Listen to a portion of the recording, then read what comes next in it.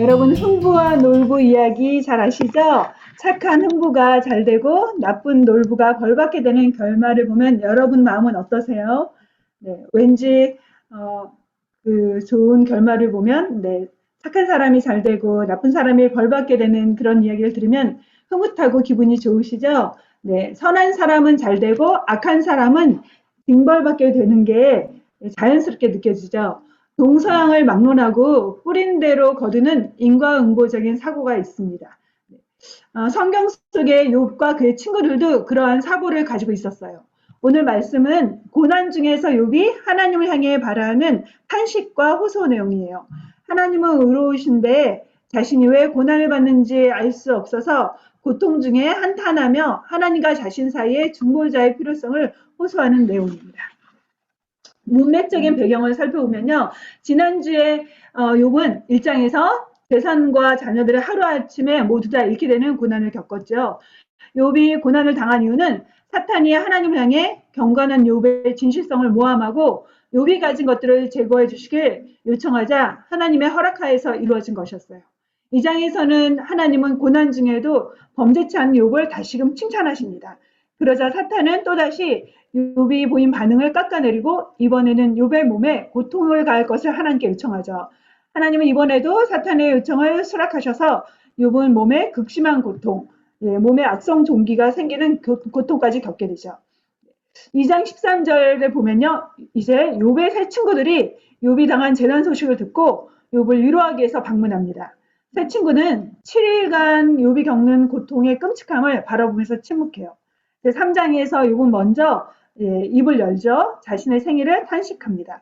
그리고 욥과 이제부터 세 친구들은 세 번에 걸쳐서 이제 대화를 나누게 돼요. 근데 욥과 세 친구들은 번갈아 가면서 이제 나누는 내용이 뭐냐면요. 그 욥이 왜 고난을 겪게 됐는가?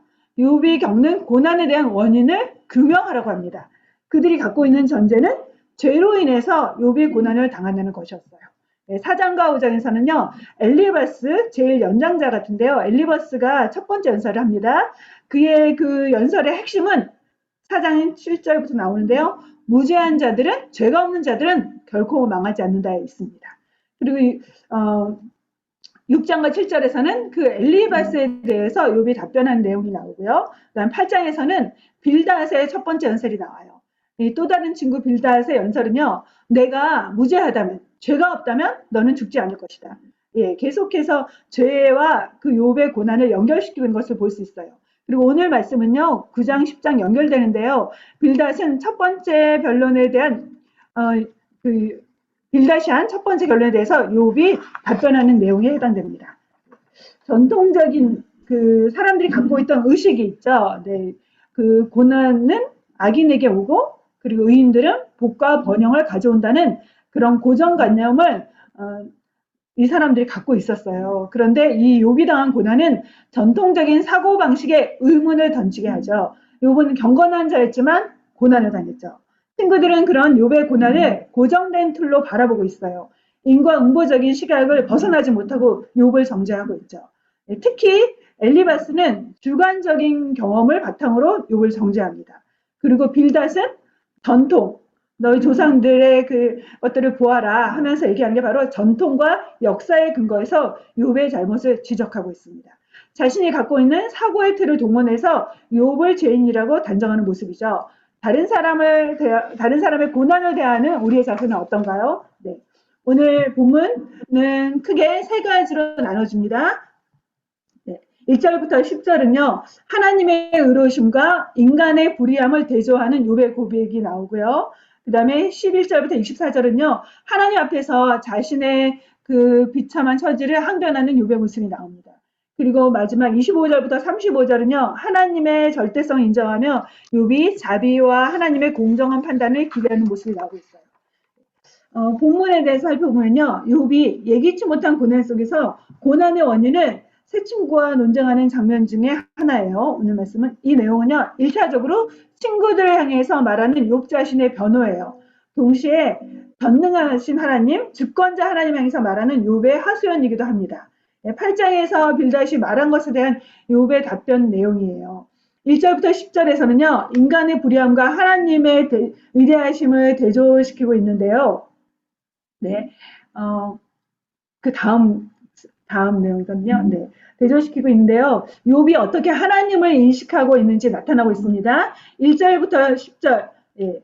에서 그렇게 나타나는데요. 먼저 1절과 2절 말씀 살펴보도록 하겠습니다. 제가 주로 그 성경 말씀은요, 그 세번역, 표준 세번역을 했는데요. 여러분의 내용 이해를 돕기 위해서 표준 세번역 말씀을 기록했습니다. 네, 같이 읽겠습니다. 1절과 2절 말씀. 네. 욥이 대답하였다. 그것이 사실이라는 것은 나도 잘 알고 있다. 그러나 사람이 어떻게 하나님 앞에서 의롭다고 주장할 수 있겠느냐. 이렇게 말했는데요. 그것이 사실이라는 것은 나도 알고 있다. 이 말씀은 바로 그 욥이 그 빌닷이 말한 8장의 내용을 의미하죠. 예. 그래서 빌닷이 한 말, 8장 20절에 하나님은 온전한 사람을 물리치지 않으시며 악한 사람 손잡아주지 않으신다는 것을 지칭하고 있어요. 하나님은 선인을 버리시지 않으시고 악인에게 징벌하시기에 욥이 고난당한 것은 죄를 범한 결과라는 논리를 빌닷이 주장했어요. 그러자 욥은 하나님이 악인을 벌하시고 선인을 버리지 않는다는 주장에 대해서 일차적으로 동의합니다. 동시에 2절에서는 하나님의 절대적인 의로우심 앞에서 사람은 자기 의를 주장할 수 없는 자임을 말하고 있어요. 예, 2절 말씀 읽겠습니다. 사람이 어떻게 하나님 앞에서 의롭다고 주장할 수 있겠느냐. 하나님은 절대적으로 의로우시고 인간은 죄인이라는 거죠. 아무리 사람이 의로운 것 같아도 절대적으로 의로우신 하나님 앞에서는 그리고 하나님의 기준에 비춰보면 인간은 의롭지 못한 존재일 뿐이기에 인간은 죄인임을 인정할 수밖에 없다고 고백합니다. 그리고 3절 말씀 보겠습니다. 3절에 사람이 하나님과 논쟁을 한다고 해도 그분의 첫마디 말씀에 한마디도 대답하지 못할 것이다. 사람이란 절대적으로 의로우신 하나님과 논쟁해서 하나님의 첫마디 말씀에 단 한마디도 대답할 수 없는 존재이죠. 여기서 논쟁이란 단어가 나오는데요. 이 단어는 히브리어로 리브라는 법정 용어를 사용하고 있어요. 뜻은요, 소송을 제기하다는 거예요. 사람이 하나님을 상대로 소송을 제기해서 이기려 한다 할지라도 한마디도 대답할 수 없다는 거죠. 4절에서는 하나님이 전지전능하시니 그를 거역하고 온전한 사람이 있겠느냐. 즉 욥이 하나님을 향해서 소송을 제기할 수 없는 이유를 말해주는데요. 하나님은 전지전능하시기 때문에 그를 향해서 소송을 제기한다 할지라도 결코 이길 수 없다는 거죠. 만약 스스로의 양심의 소리를 억누르고 완강하게 해서 하나님께 불순종한다면 형통하지 못하게 된다는 의미예요. 하나님을 거역한 자들은 결국 파멸에 처할 수밖에 없다는 거죠. 악인이 일시적으로 형통하고 번성할지라도 최후에는 멸망당하듯이 말이에요. 그 다음에 나오는 5절부터 10절의 내용은요. 하나님은 아무도 모르는 사이에 산을 옮기시고 또 산을 뒤집어 엎기도 하시죠. 또 하나님은 지진을 통해서 땅의 기둥을 흔들기도 하시는 분이에요. 또 해를 명령하셔서 뜨지 못하게도 하시고 별을 가두어서 빛을 내지 못하게도 하세요. 누구의 도움도 없이 하늘을 펼치시고 바다의 파도를 짓밟기도 하시는 분이죠. 하늘의 별들을 그리고 만드신 하나님이세요. 그래서 북두성과 삼성이랑은 오리온자를 말하고요. 묘성은 황소자리의 별을 뜻해요. 그리고 남방의 밀실이란 고대 근동에서 여름에만 나타나는 남반구의 별자리를 지칭하는데요. 결국 하나님께서는 이 모든 별들도 만드셨다는 거죠. 그리고 하나님은 무한한 지혜와 능력을 가지셔서 이 하나님의 능력과 지혜가 조화롭게 나타난 결과가 바로 우주창조라고 말씀하고 있어요. 우주를 만드신 창조사역에는 완전하신 하나님의 능력과 지혜가 반영되어 있다는 거죠. 하나님은 우주를 창조하실 뿐만 아니라 또 이 말씀 속에서는요. 자연계를 마음대로 움직이시는 것을 보여주고 있어요. 우주에 대한 통제권을 행사하는 분이라는 거죠. 만물은 창조자이시며 통치자이신 하나님의 명령과 지시를 따라 움직이고 있어요. 하나님의 능력은 자연 만물을 자유롭게 다스리시는 능력이시죠. 네. 자연계를 다스리시는 하나님의 역사는 과거의 성경에 보면요. 이스라엘 백성이 출애굽할 때도 나타났죠. 출애굽기에서 보면요. 하나님은 홍해의 바다를 가르시고 육지와 같이 이스라엘 백성을 건너게 하셨어요. 네, 다음 슬라이드 넘겨주세요. 그리고 애굽의 군대를 향해서는 다시금 물로 뒤덮어서 수장시키셨던 하나님이시죠. 네, 출애굽 이전에는 애굽에서 행하신 재앙을 통해서 하나님의 초자연적인 능력도 보여주셨어요. 특히 9번째 재앙이 뭔지 아세요? 흑암의 재앙이죠. 예. 애굽 땅에 태양빛을 가려서 깜깜한 흑암으로 뒤덮으신 사건이 있었죠. 예. 하나님은 해를 향해 명령하실 수 있는 분, 달을 향해 명령하실 수 있는 분, 동시에 별을 향해서 지시할 수 있는 분이라는 겁니다. 그래서 하나님은 인간이 측량할 수 없는 큰일, 기이한 일을 행하시는 분이세요. 10절 말씀 읽도록 하겠습니다. 우리가 측량할 수 없는 큰일을 하시며 우리가 헤아릴 수 없는 기이한 일을 행하시는 분이시다. 네, 하나님을 설명하는 거죠. 하나님이 행하시는 섭리와 우주를 다스리는 일은요, 경이롭고 그 크기와 넓이를 측량하기 어렵죠. 하나님의 우주 창조와 그 운행에 있어서 자유롭게 행하신 일은 인간의 이해를 넘어섭니다. 하나님의 일은 인간의 지식으로는 설명이 되지도 않고 다 이해할 수도 없죠. 하나님의 절대적인 능력에 인간이 대항하여 어떠한 권리를 주장할 수 없음을 요부 말하고 있습니다. 네, 수학자이면서 철학자인 파스칼은 이렇게 말했어요. 이성의 최고 업적은 이성에 한계가 있다는 걸 깨닫게 하는 것이다 라고 말했어요. 네, 하나님의 절대적인 능력은 인간의 이성으로는 다 이해할 수 없다라는 거죠. 네, 12절 말씀. 누가 감히 그에게 왜 그러시냐고 할 수 있겠는가. 하나님이 행하신 일을 감히 인간은 제어할 수 없고요. 또 하나님이 행하신 일에 대해 그 누구도 감히 막을 수도 없고 반문할 수도 없다는 거죠. 하나님은 지혜를 주시고 완전한 능력의 소유자이시기에 그리고 만물에 관한 완전한 권리를 갖고 계시기에 인간은 감히 하나님께 한마디도 대답할 수 없고 말대꾸조차 할 수 없는 거죠. 이처럼 하나님은 인간의 이해를 뛰어넘어 존재하시는 분이세요. 인간이 이해할 수 있는 수준은 하나님께서 알려주신 만큼만 하나님 알 수 있죠. 우리는 시간과 공간의 제한을 받으며 살아가는 유한한 존재예요. 또한 우리는 지혜와 능력에 있어서도 한계를 갖고 있는 존재이죠. 그러나 하나님은 무한하신 분이세요. 하나님의 하신 일을 우리는 다 알 수도 없고 헤아릴 수도 없죠. 심히 깊고 높은 하나님의 지혜와 생각을 측정할 수가 없습니다. 로마서 11장에서는 말합니다. 깊도다. 하나님의 지혜와 지식에 부요하며 그의 판단은 측량치 못할 것이며 그의 길은 찾지 못할 것이로다. 네, 따라서 우리는 하나님을 제한해서는 안 되겠죠. 내가 이만큼 하나님 안다고 하면 하나님은 그보다 훨씬 크고 높으신 분이세요. 내가 이만큼 하나님을 경험했다고 하면 하나님은 그것보다 훨씬 더 넓으신 분이세요. 내가 경험한 하나님으로 하나님의 그 길을 제한하려고 하지 말아야 되겠죠. 내가 알고 있던 하나님은 언제나 그보다 훨씬 크시고 높으시고 강하신 분이세요. 내가 지닌 하나님에 관한 지식의 높이와 깊이, 넓이와 길이를 뛰어넘어서 존재하신 하나님이시라는 거죠. 시편 139편에서는 그렇게 말했죠. 하나님의 크기는 우리가 이만큼 안다면 하나님 언제나 그것보다 더 크신 하나님이다. God beyond God. 하나님의 크기는 온 우주보다도 더 크고 광대하시죠. 따라서 하나님은 내가 알고 경험한 하나님으로 가둬둘 수 없습니다. 하나님은 언제나 내가 이제까지 알았던 하나님을 초월하여 존재하시는 분이시죠. 그런데 그 하나님이 작고 미약한 존재인 우리 인간을 사랑하셔서 자신의 아들을 이 땅에 보내주셨죠. 예수 그리스도를 통해 보여주신 하나님의 은혜와 사랑은 측량할 수 없이 풍성하다고 바울은 말하고 있어요. 그리고 바울은 이 측량할 수 없는 그리스도의 풍성함을 전하기 위해서 하나님께서 자신을 부르셨다고 고백합니다. 찬송가 304장에 그 크신 하나님의 사랑이라는 찬송이 있죠. 3절에 보면 하늘을 두루마리 삼고 바다를 먹물 삼아서 기록한다고 해도 하나님의 사랑을 다 기록할 수 없다고 그렇게 노래하고 있습니다. 하나님의 크기와 인간의 크기는 엄청난 차이를 보여요. 우리가 생각하고 사고할 수 있는 그 크기는요, 4차원도 담아내기 어렵죠. 시간에 있어서도 하나님의 시간과 인간의 시간은 다릅니다. 어떤 사람들은 말해요. 예수님께서 다시 오신다고 말씀하셨는데 왜 2000년이 지나도 아직 오시지 않는다고 이렇게 물어보죠. 예수님이 더디 오시는 이유는 아무도 멸망치 않고 모든 사람이 회개하여 구원에 이르기를 원하시는 하나님의 마음 때문이죠. 하나님은 더 많은 사람들이 주님을 믿고 구원에 이르길 원하셔서 예수님의 재림을 지체하고 계세요. 하나님의 시간은 하루가 1000년 같고 1000년이 하루 같으시죠. 인간의 시간의 개념을 뛰어넘어 존재하시는 분이라는 거예요. 지금도 하나님은 범죄한 인간을 향해 하나님의 진노와 심판을 유보하시면서까지 오래 참고 계세요. 하나님의 인류가 하나님의 무한한 사랑으로 돌아오기를, 그래서 하나님의 긍휼과 자비하심을 덧입기를 간절히 바라시며 기다리고 계시죠. 여러분은 욥과 같은 고난이 만약 닥쳐온다면 어떤 반응을 보이시겠어요? 욥은 첫 번째 고난 앞에서는 하나님을 예배하면서 입술로 범죄하지 않았죠.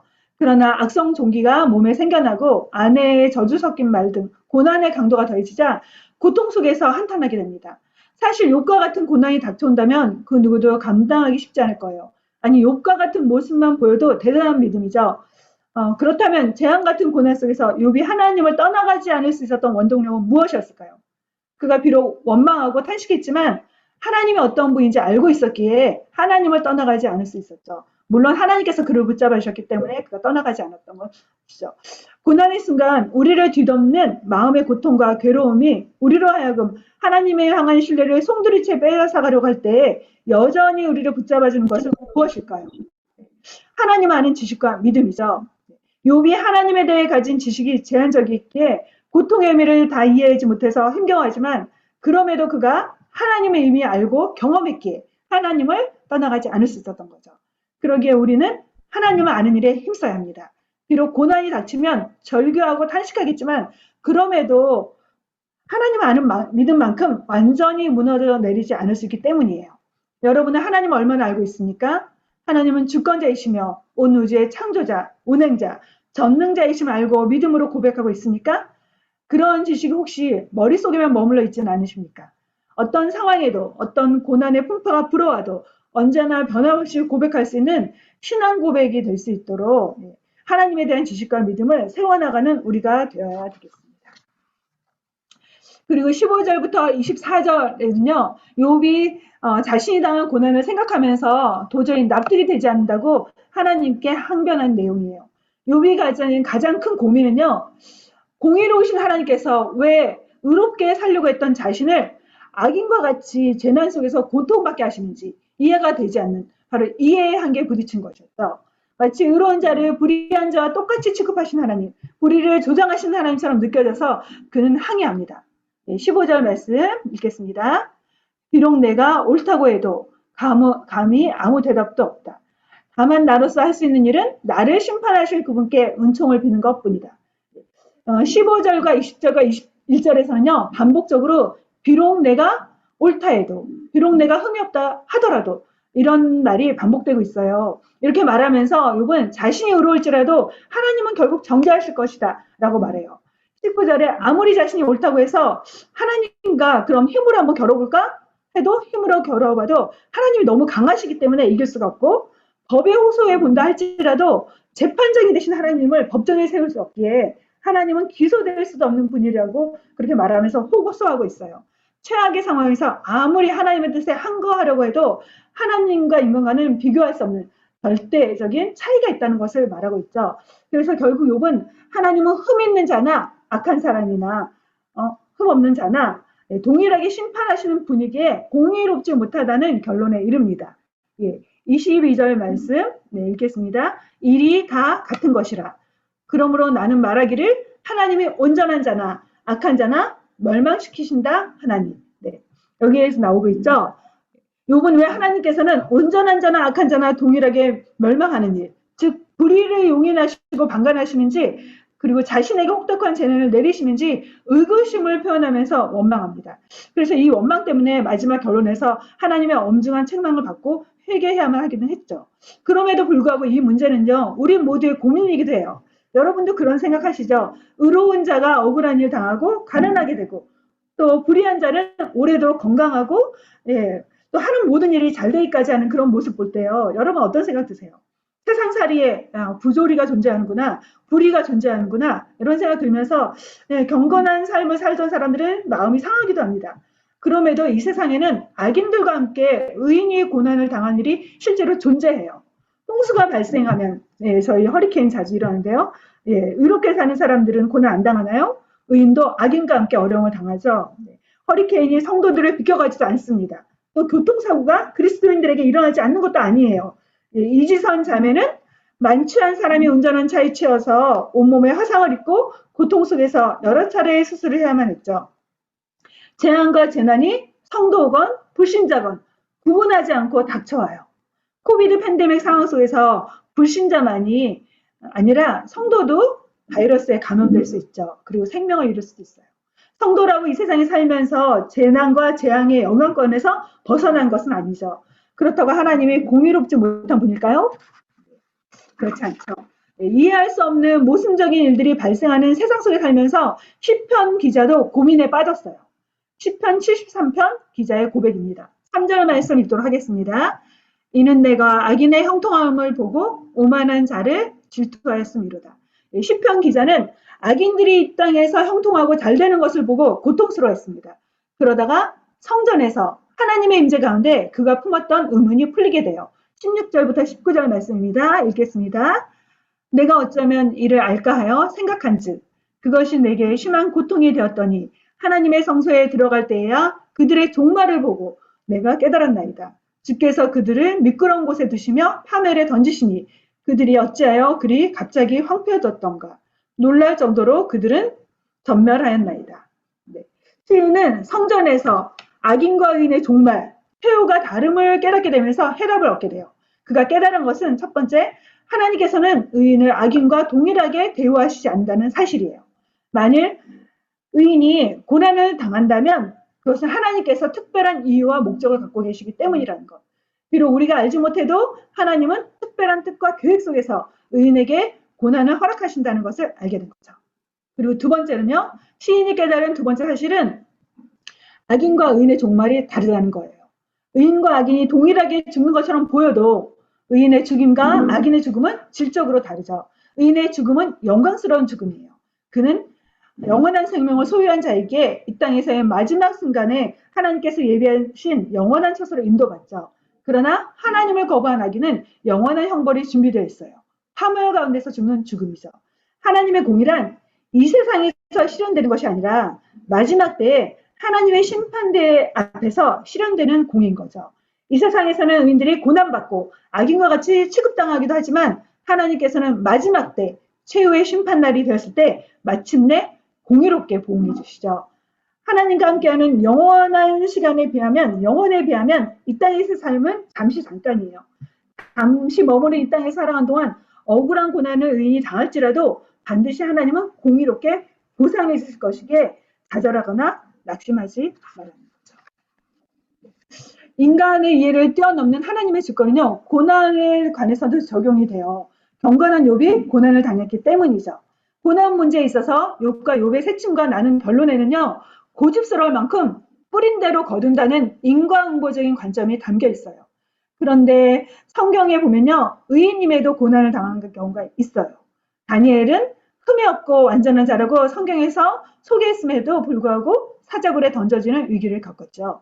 그가 당한 고난은 죄를 지어서가 아니라 하루 3번 하나님을 향해 경건하게 기도했기 때문에 당한 고난이었어요. 뿐만 아니라 예수님을 생각해 봅시다. 예수님은 아무 죄가 없으시고 의인이시지만 십자가에 달려 강도들과 함께 죽으셔야만 했죠. 의인이라서 고난이 없거나 사라지지 않아요. 오히려 의인이기에 고난을 받을 수 있죠. 의인은 믿음의 고난은 믿음의 사람들을 비켜가지 않아요. 아니 믿음의 사람들에게도 고난은 있습니다. 이 세상에는 누구에게나 고통과 아픔 그리고 슬픔과 재앙 같은 일이 일어날 수 있어요. 하나님을 사랑하고 주님 보시기에 칭찬할 만한 믿음을 가져도 고난은 당할 수 있습니다. 그러기에 욥과 그의 세 친구들은 고난에 대한 하나님의 계획과 뜻에 귀 기울인 것이 먼저 필요했어요. 욥이 하나님을 향해 측량할 수 없는 분이라고 고백했던 것처럼 그가 겪는 고난에 관해서도 측량할 수 없는 하나님의 섭리가 있을 수 있음을 받아들이는 것이 필요했던 거죠. 그러나 욥과 친구들은 하나님의 섭리에 관해서는 전혀 고려하지 않고 완고한 태도로 일관해요. 혹시 나도 믿음 생활하면서 지나치게 내 생각과 편견 또는 고정관념 속에 빠져 있지는 않은가요?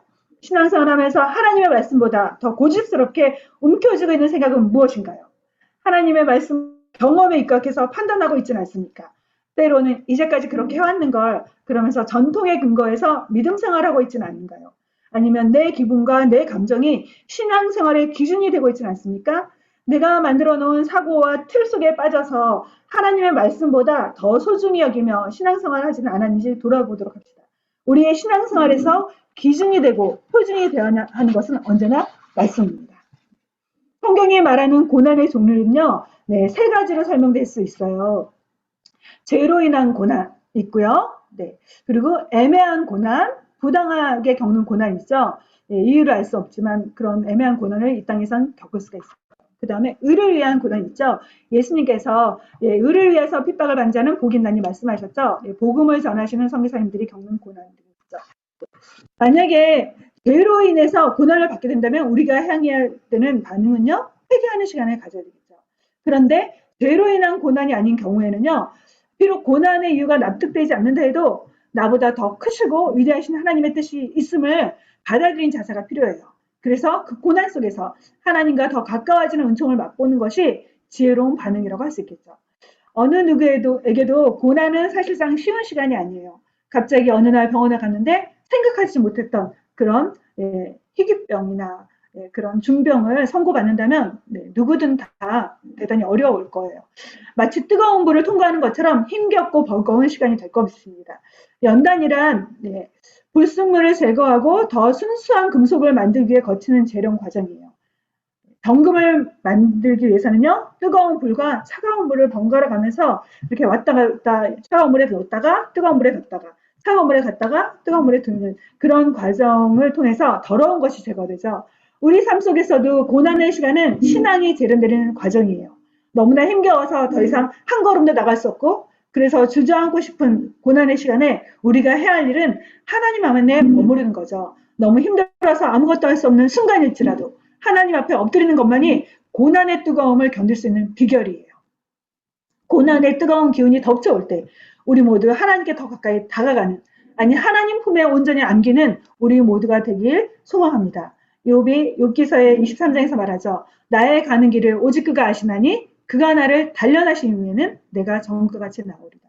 우리는 알지 못하지만 하나님의 또 다른 계획이 있음을 믿고 우리가 주님 앞에 더 가까이 나가는 고난의 시간이 되기를 바랍니다. 마지막 내용, 앞의 내용을 쭉 정리해 보면요, 9장 1절부터 10절에서는요, 하나님의 공의로우심과 하나님의 주권, 하나님의 전지전능하심의 속성을 욥이 인정하는 내용이 나와요.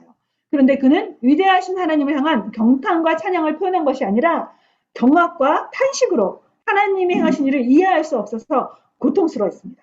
그리고 자신의 의로움을 입증할 수 없어 불평했죠. 하나님은 악인을 벌하시고 의인은 복지시는 분인 줄 알았는데 경건하게 살려는 자신을 벌하시는 것 같은 그런 고통에 드셨기에 욥은 자신과 하나님 사이에서 괴리감을 느끼고 있어요. 선인과 악인을 무차별적으로 심판하신 것처럼 보이는 하나님을 향한 원망을 토해하면서요. 25절부터 35절에서는요. 욥은 정결하고 거룩한 삶을 살고 했던 것에 대한 좌절감을 이제 토로합니다. 그리고 하나님과의 공정한 논쟁이 불가능한 현실을 탄식하면서 거듭거듭 탄식하면서 하나님의 자비를 요청하는 내용이 나옵니다. 여러분 이런 일 겪어본 적 있으신가요? 네. 나는 직진해서 길을 가고 있는데요. 갑자기 끼어드는 차가 잘못해서 교통사고가 났어요. 그런데 상대방 아저씨가 적반하장으로 자신의 잘못이 아니라 내 잘못이라고, 저의 잘못이라고 주장을 합니다. 경찰은 저 사람의 말에 더 귀를 기울이고 있어요. 이때 누군가가 나의 억울함을 변호해 주었으면 하는 경험이 있으신가요? 그런데 바로 이 순간에 우연히 지나가던 다른 경찰이 사고 순간을 목격하고는 갑자기 차를 몰고 와서 우리 앞에 섰습니다. 그리고 내 잘못이 아니라 다른 사람이 잘못했음을 알려준다고 생각해 보세요. 만약에 이런 경험을 한다면 어떤 기분이 드시겠어요? 네, 매우 감사하고 감격하고 기뻤을 거예요. 32절부터 35절에서 욥은 도저히 소통이 되지 않는 답답함 속에서 하나님과 자신 사이에 중재자가 있기를 간절하게 호소하고 있어요. 32절, 33절 말씀 읽겠습니다. 하나님이 나와 같은 사람이기만 하여도 내가 그분께 말을 할 수 있으련만, 함께 법정에 서서 이 논쟁을 끝낼 수 있으련만, 우리 둘 사이를 중재할 사람이 없고 하나님과 나 사이를 판결해 줄 리가 없구나.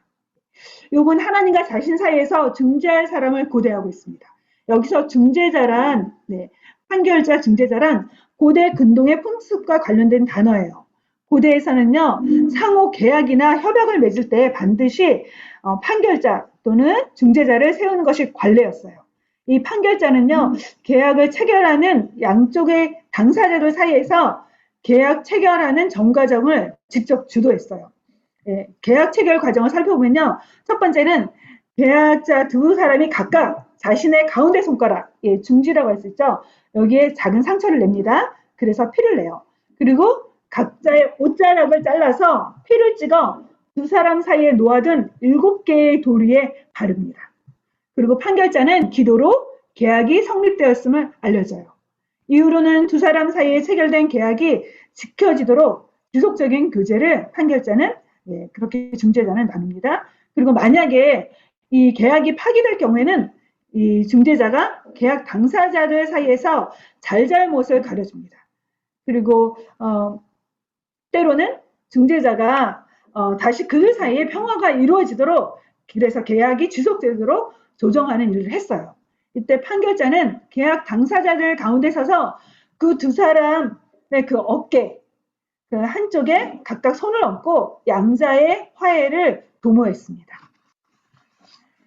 욥이 간절히 원했던 중재자가 우리 성도들에게는 있죠.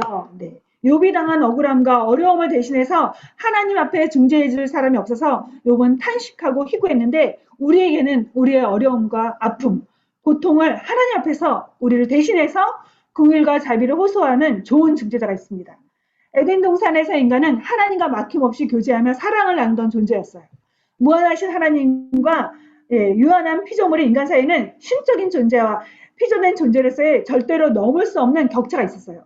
그럼에도 하나님의 형상대로 지음받은 인간은 하나님과 자유롭게 소통하며 교제를 나눌 수 있었죠. 하나님께서는 아담을 향해서 아담아, 아담아 이렇게 말씀하셨고 아담은 하나님의 그 말씀을 들을 수가 있었어요.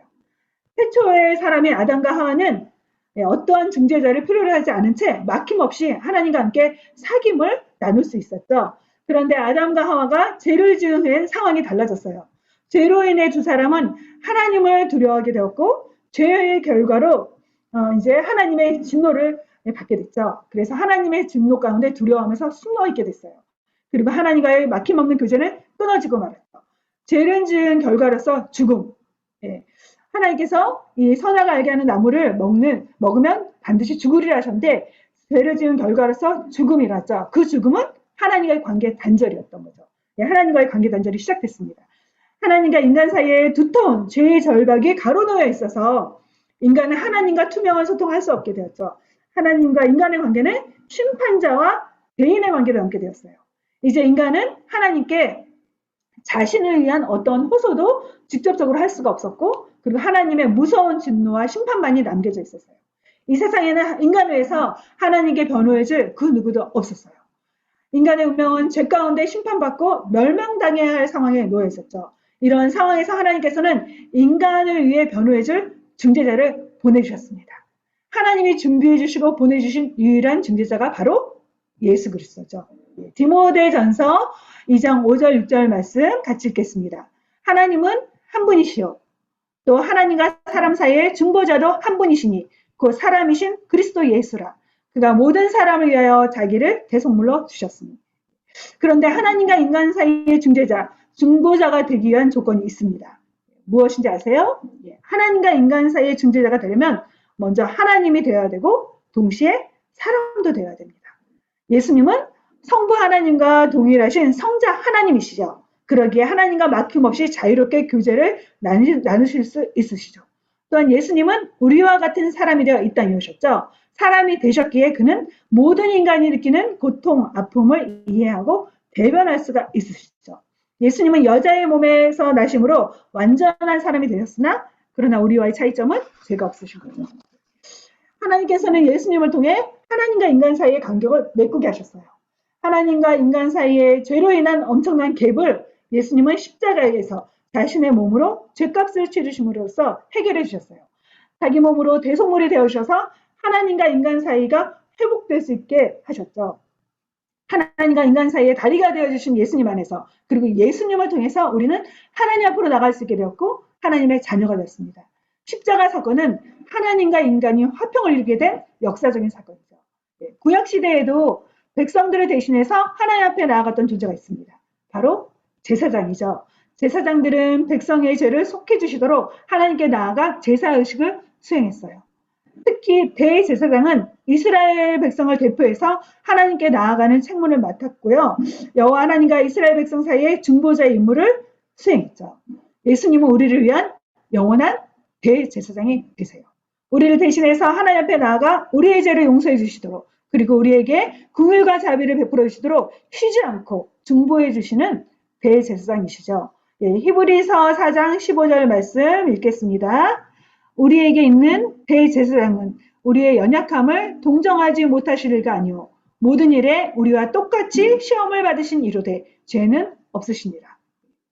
우리가 드리는 기도가 하나님 앞에 상달되면 반드시 예수님의 이름으로 기도해야 되죠. 왜냐하면 예수님만이 하나님과 우리 사이를 연결지어주는 유일한 중재자, 중보자가 되시기 때문이에요. 예, 만약에 여러분이 법적인 문제가 발생하면 변호사를 찾아가서 문제를 의뢰할 거예요. 변호사는 법도 알아야 되고 의뢰인에 대해서도 알아야 되죠. 변호사는 의뢰인의 상황을 듣고 법의 전문가로서 조언하는 동시에 재판장에 나가서 판사 앞에서 의뢰인의 상황을 법에 맞게 호소하고 대변해 주죠. 예수님은 하나님 앞에서 우리의 변호사가 되세요. 우리를 위해서 우리가 하나님의 공의와 자비를 얻도록 예수님은 대변해 주고 계시죠. 하늘에서 여러분 재판이 일어났다고 한번 상상해 보세요. 그 한가운데 여러분이 서 있다고 가정해 봅시다. 만약 여러분을 둘러서서 재판을 하는데 제일 앞쪽에 왕의 자리에는, 재판장의 자리에는 하나님이 계십니다. 그리고 한쪽 귀퉁이에는 사탄이 있어요. 사탄은 끊임없이 하나님 향해서 나에 대해 좋지 않은 말을 아뢰고 있어요. 저 사람은 죄가 너무 많습니다. 교만하고 욕심도 부렸고 탐욕과 거짓말도 있고요. 그리고 게을렀습니다. 이렇게 말한다면요. 여러분은 아마 어찌할 바를 모르겠죠. 네, 사탄이 하는 말이 틀린 말이 아니라 사실이기 때문이에요. 너무나 두렵고 겁나서 하나님의 무서운 판결이 내려질까 봐 얼굴이 빨개져서 떨고 있을 겁니다. 그런데 그때 갑자기 하나님 우편에 계신 예수님이 말씀하십니다. 여호와 하나님, 그렇지만 저 사람은 이제 아무런 죄가 없습니다. 아무런 잘못도 없습니다. 내가 저 사람을 위해서 모든 죄값을 치렀고 내가 흘린 피로써 이 사람은 이미 깨끗해졌으며 용서받았습니다. 하나님 제 손에 못자국을 보십시오. 이 못자국을 인해서 이 사람의 죄는 이미 사해지지 않았습니까? 이 사람의 마음에 나의 이름이 새겨져 있습니다. 나를 믿는 믿음이 저 사람을 이미 깨끗게 했기에 사람은 무죄입니다. 우리가 하나님 앞에서 무죄 판결을 받을 수 있도록 예수님은 지금도 하나님 앞에서 중재자가 되어주십니다. 우리가 의로워서가 아니라 예수님이 나를 위해서 행하신 일로 인해서 그리고 우리를 향한 완전한 사랑으로 도우시며 대화하시기 때문에 우리는 하나님 앞에서 정죄받지 않을 수 있게 되는 거죠. 결론입니다. 범죄한 우리는 거룩하신 하나님 앞에 나아갈 자격이 없던 자들이었습니다. 그런데 하나님께서는 우리에게 중재자 예수님을 보내셔서 하나님과 화평을 누리게 하셨고 또한 예수님을 통해 하나님의 은혜의 보좌 앞에 담대히 나갈 수 있게 하셨어요. 이제 하나님께서 주신 이 어마어마한 축복을 감사하며 살도록 합시다. 그리고 날마다 예수님 안에서 하나님과 누릴 수 있는 교제를 소중히 여기며 하나님과의 사귐을 삶의 우선순위에 두고 누리며 살도록 합시다. 천국 문 앞에서 하나님이 우리를 받아주시며 의롭게 여겨주신 이유는 단 한 가지예요. 예수님이 죄값을 치러주신 것과 나를 위해 중재해 주시고 변호해 주시기 때문이죠. 내 의로 인해서 하나님 앞에 의롭게 되는 것이 아니에요. 오직 예수님을 통해서 하나님 우리를 의롭게 여겨주십니다. 신앙생활 하는 동안 우리가 끊임없이 예수님만을 붙잡고 믿음 생활하도록 합시다. 그리고 이제부터는 우리도 나를 위해 중보하시는 예수님을 힘입어서 다른 사람을 위해 기도하는 중재자가 됩시다. 아직 주님을 알지 못하는 이웃들에게 예수님을 전하고 알리는 중재자로서의 삶을 살기를 주님의 이름으로 축복합니다. 네.